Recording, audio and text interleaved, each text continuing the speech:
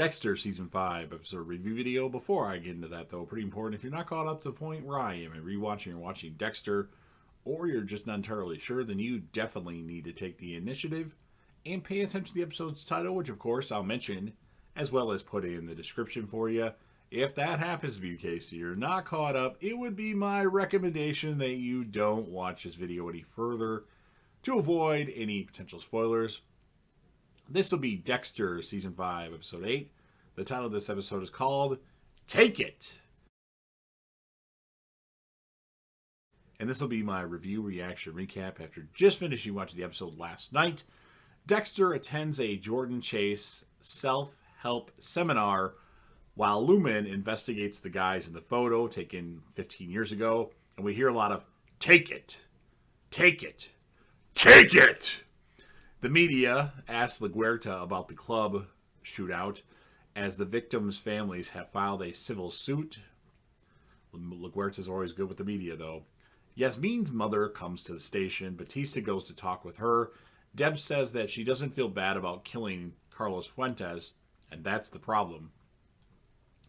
Yasmin's mom has to see her daughter dead as she's there to identify the body. I feel bad for her. More take it stuff from Jordan Chase. Cole asks Dexter if he'd be willing to talk to Mr. Chase, and Dexter agrees. Jordan knows about Dexter's history, his wife being murdered, done by the Trinity Killer. Jordan wants to discuss Dexter's situation at another time as he has to attend to something, and Dexter agrees to that. Jordan gives Dexter a gift bag, something in there also for Harrison. LaGuerta is going to try to pin the club shooting thing on Sierra Monzon, and Deb completely disagrees with this thought. Lumen's ex-fiance Owen calls her and wants to see her face to face and gives her a time and place. Dexter arrives home. Dexter says he needs Lumen to go shopping to take care of Cole, stuff for the kill room. Lumen says, so tomorrow night's the night. I think we should have had Dexter say, so tomorrow night's the night. Tonight's the night. He'll be mine to find. Deb actually has 6 mandatory sessions with a shrink because of killing Carlos Fuentes. Why? I don't know. I guess maybe that's something the police force does. I don't know. And then Deb says Trinity should be dead. Not Rita. Not Lundy. I agree. Bring back Frank Lundy. We don't have to bring back Rita, though. I am not on Team Rita. I know a lot of people think that's stupid. I like Hannah, and I know a lot of people despise Hannah and think she's the worst character on Dexter. I'm off track here, but that's my opinion. I love Hannah's character. Dexter checks out Cole's hotel room. He counts how many steps it is from his door to Cole's bed. Jordan's about to lose his #1 fan, Dexter says. Lumen meets her ex-fiance Owen for lunch. Owen wants to take her around the world in a journey with Lumen. He really likes her that much. I'm sorry, but if somebody left the day of the wedding right before you're supposed to say your vows and all that and do all that stuff, I wouldn't want anything to do with them at that point. Like, you made your choice. I'll make my own choice now. But, hey, props to Owen for being in love with somebody, but I don't know. LaGuerta pins the club stuff on Deb, and Deb is pissed. She was going to break the plasma until Joseph Joey Quinn told her, watch the plasma. Lumen has picked up this stuff Dexter asked her to pick up. Lots of plastic sheeting, lots of duct tape. As Lumen is leaving the parking lot of the place she got the stuff from, she actually backs into Stan Liddy as he wants to exchange insurance information, as he purposely did that to get to know who this blonde that Dexter is hanging out with is. If you think this blonde's hot, wait till you see Hannah, Liddy, if you would have made it that long. Lumen blames the fender bender on Owen. I don't think it was Owen's fault. You shouldn't let words he says get to you like that. As she has arrived at the hotel, which she wasn't really supposed to come there, Dexter and Lumen prepare the kill room together. It's much easier with 2 people. Deb confronts LaGuerta, says she was fucking happy for her when she married Batista. She'd never thought she'd eat him alive. I don't know why I had such a hard time saying that. Lumen figures out Dexter's been doing this for a while, not just a one-time thing. This is what he does. Lumen sees the M99. Screams come from Cole's room. He's busy with a chick in there, getting a little hanky-panky going on there. A little rough sex, I guess. Lumen can't believe it. She actually slept, as Dexter didn't kill Cole Harmon due to the fact that the chick spent the night, and he'll have to do it another time. Liddy comes to Quinn's, where Deb is there. They had just woken up. And Liddy mentions to Deb that they have something in common. They've been both fucked over by Maria LaGuerta. Very true. Liddy wants more money, as usual, since he fucked up his car getting the information about Lumen. Jordan picks on Dexter to come to the stage at the seminar during this self-help seminar when he was about to go after Cole. Jordan Chase wants Dexter to relive when he found Rita dead.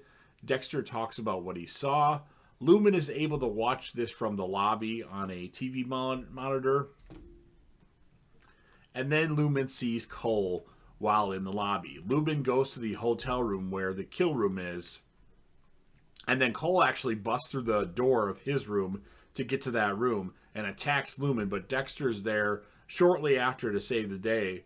And then Dexter and Lumen ask Cole who the others were. He gives one name. I didn't recall what he said, but obviously it wasn't the big name.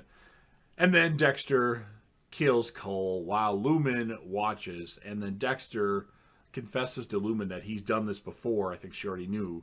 To Lumen, he says, "This is who I am," Dexter tells Lumen. And then Dexter actually gives Lumen Cole's blood slide. What's she going to do with that? She's not a killer. She doesn't collect blood slides, Dexter. What are you doing? That's for your collection. So you can just run your finger across them. Zero Monson is the one who actually backed up LaGuerta's story. She says she hopes she'll learn from Deb. And Deb says, "What you did, you'll never learn from me." Batista tells Deb as she's about to leave that he's backing her and will do what it takes to get her back ASAP. Jordan Chase thanks Dexter for coming on stage as Dexter's about to leave with Cole's body parts in his luggage. And he says to Dexter, he tells his clients, "Tick, tick, tick, that's the sound of your life running out." And then Dexter's primal instincts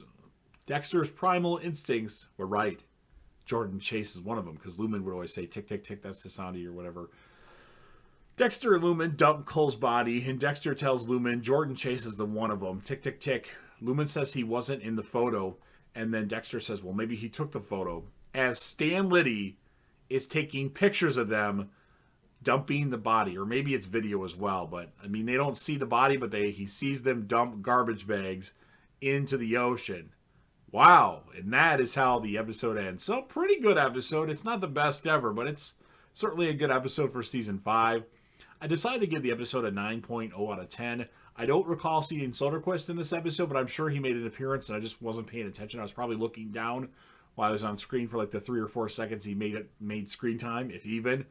As far as the characters for this episode, Lumen is going to get my female vote. It's either Deb or Lumen, and I'm going to give it to Lumen this time because she watched the monster and didn't freak out. Maybe in her mind she freaked out, but she stayed relatively calm, and she just did good stuff in this episode. And then my male character of the episode, I'm going to give it to Stan Liddy. Even though he didn't have a lot of time in this episode, the moments that he had were really good, with kind of threatening Quinn and then taking, bumping into letting Lumen rear the fender bender with Lumen. Well, I guess it was a little bit more than a fender bender. And then the photographs, possibly video at the end of the episode. So Stan Liddy and Lumen. As far as our villain of this episode, since he dies, Cole was actually pretty good. They could have gave him more to do, but they didn't. But I think he was pretty good on the amount of time that he had in the show. I'm going to give him an 8 out of 10 because he was sadistic enough to actually not let the girls see him, and really make sure his blazer or sport coat was nicely folded when he did whatever he did to them. So those are my opinions of this episode. Of course, now it's your turn. If you're a fan of Dexter or Dexter New Blood and you want to help me out with the YouTube algorithm, go ahead and smash that like button. I'll wait. Okay. If you know anybody else that would be interested in any sort of Dexter content, be sure to share the video with them or put this video on your social media platforms or do both. Make sure you sound off in the comment section about what your thoughts are. What would you score the episode? Who would be your male and female character of the episode if you had to choose?